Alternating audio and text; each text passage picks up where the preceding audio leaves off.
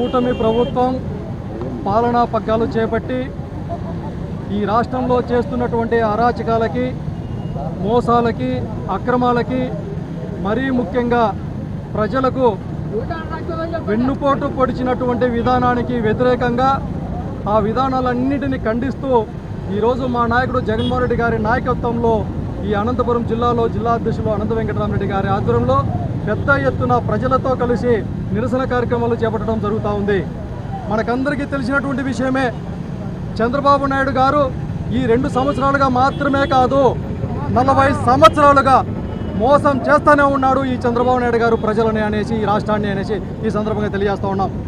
అందుకే మనకందరికీ తెలిసినటువంటి విషయంగానే మళ్ళీ ఒకసారి ఇక్కడికి చంద్రబాబు నాయుడు గారికి తెలియజేస్తూ ఉన్నాం. ఈ రాష్ట్రంలో కేవలం ఒక జగన్మోహన్ రెడ్డి గారిని ఇబ్బందులు పెట్టడానికి, జగన్మోహన్ రెడ్డి గారిని ఎదుర్కోలేక ఈ రాష్ట్రంలో ఉన్నటువంటి ఈ కూటమి ప్రభుత్వానికి సంబంధించినటువంటి నాయకులందరూ కేవలం ఈ రాష్ట్రంలో మతాల పేరుతో, కులాల పేరుతో, ప్రాంతాల పేరుతో, చివరికి దేవుడి పేరుతో కూడా కుట్రపూరితమైనటువంటి రాజకీయాలు చేసేటటువంటి నీచ పరిస్థితికి ఈ రాష్ట్రంలో దిగజార్చారు అనేటటువంటి ఈ సందర్భంగా హెచ్చరిస్తూ ఉన్నాం. అందుకే ఈ సందర్భంగా మరొకసారి కూడా చంద్రబాబు నాయుడు గారికి హెచ్చరిస్తూ ఉన్నాం.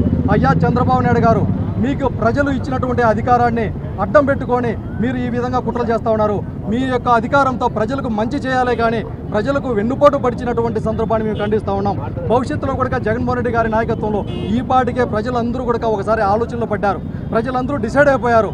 ఈ రాష్ట్రంలో ఏకైక నాయకుడు, ప్రజలకు అండగా ఉన్నటువంటి వ్యక్తి, కేవలం ప్రజలను దమ్ముగా ఒకవేళ నీతి నిజాయితీలతో, విలువలతో చేసేటువంటి రాజకీయాలు చేసేటువంటి ఏకైక పార్టీ వైఎస్ఆర్ కాంగ్రెస్ పార్టీ, ఏకైక నాయకుడు జగన్మోహన్ రెడ్డి గారు మాత్రమే అనేసి ఈ సందర్భంగా తెలియజేస్తూ, భవిష్యత్తులో కూడా మీరు ఇచ్చినటువంటి హామీలన్నింటినీ ఇప్పటికే నిరుద్యోగులు కావచ్చు, ఉద్యోగస్తులు కావచ్చు, రైతన్నలు కావచ్చు, మహిళలు కావచ్చు, బీసీ ఎస్టీ మైనార్టీ వర్గాలు కావచ్చు, ప్రతి పేదవాడు కూడా మీ ప్రభుత్వ పరిపాలనలో వెన్నుబాటుకు గురైనటువంటి పరిస్థితులను మేము ఖండిస్తూ ఉన్నాం.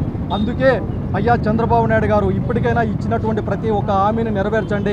హామీలు నెరవేర్చలేమని తెలిసి కూడా మీరు అబద్ధపు హామీలు ఇచ్చినారే చూడు, మరి ఈ రాష్ట్రంలో ప్రతి ఒక్క ప్రజానికం కూడా ఖండిస్తూ ఉన్నారని ఈ సందర్భంగా తెలియజేస్తూ ఉన్నాం.